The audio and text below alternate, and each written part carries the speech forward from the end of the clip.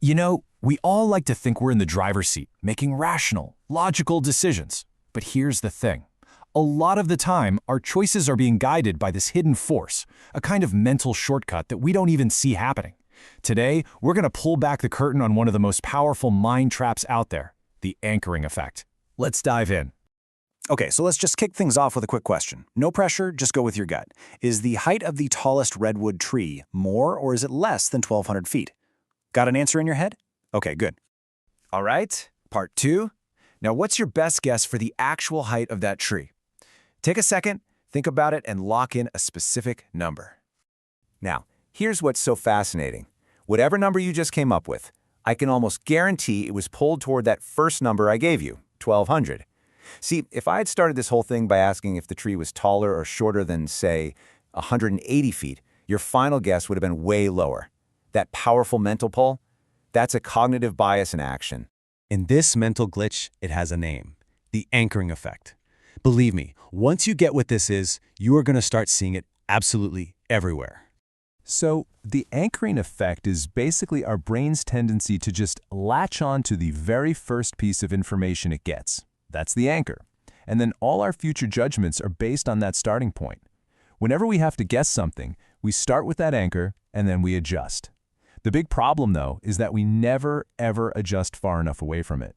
And this is where it gets really wild. According to the Nobel Prize winner Daniel Kahneman, this effect is so powerful it doesn't even need a logical starting point. Even completely random, totally nonsensical numbers can steer our thinking just as much as numbers that actually seem like they might be helpful. To really see how irrational this can make all of us, let's look at this fascinating and honestly kind of terrifying experiment.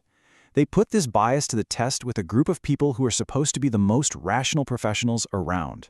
So the subjects were a group of German judges, and these weren't rookies. They had on average 15 years on the bench. I mean, these are people whose entire career is built on being logical, impartial, and rational. They were all given the exact same case file about a woman who was caught shoplifting.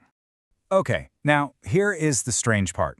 Before they could make a judgment on the case, each judge was asked to roll a pair of dice.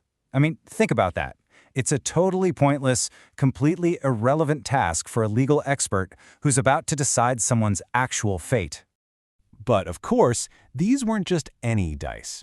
They were loaded. They were rigged so they could only land on one of two numbers, either a 3 or a 9. And what this did was secretly create two different groups of judges, each one subconsciously anchored to a different, totally random number.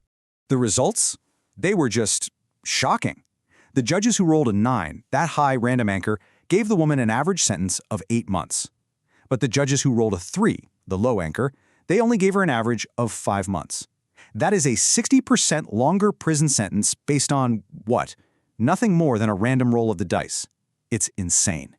So the key takeaway here is that this totally arbitrary number, which they knew was meaningless, became an unconscious anchor that literally warped their professional judgment. And this isn't a one-off thing. So many other studies have confirmed this, using everything from the last digits of a phone number to social security numbers to influence people's estimates. It's just a powerful, stubborn glitch in our thinking. So now that we know how this works, let's look at where it pops up in the real world. Because I promise you, once you're aware of this, you will see anchors being deliberately used to influence you pretty much every single day. Think about it. Car salesmen, they always start with that ridiculously high sticker price. Why? To anchor you high, so their final offer feels like a huge discount. Retail stores will put super expensive items right at the entrance to anchor your sense of what's normal, making everything else in the store seem way more affordable. And in any negotiation, for a salary, for a house, the very first number that gets put on the table becomes this gravitational center for the entire rest of the conversation. So what on earth can you do about it, right? You can't just flip a switch and turn these mind traps off. But just being one of the few people who can actually spot them, well, that's the first huge step toward becoming a more rational thinker. It's really the first step in what you could call applied human optimization. So here's the game plan. Step 1. Just be aware. When you walk into a negotiation or onto a car lot, actively ask yourself, okay, where's the anchor here? Just noticing it cuts its power. And step 2, reset. Before you ever hear their number, do your own homework. Figure out what the car is really worth, what a fair salary range actually is, and come up with your own anchor. See, by proactively setting your own mental anchor before the conversation even begins, you shield yourself from getting pulled off course by theirs. This is how you go from being a passive victim of these cognitive biases to being an active architect of your own decisions. So I'll just leave you with this thought. The next time you see a price tag, or a salary offer, or a 50% off sign, just take a half second, pause, and ask yourself a new question. Am I looking at a real piece of information, or am I just staring at an anchor?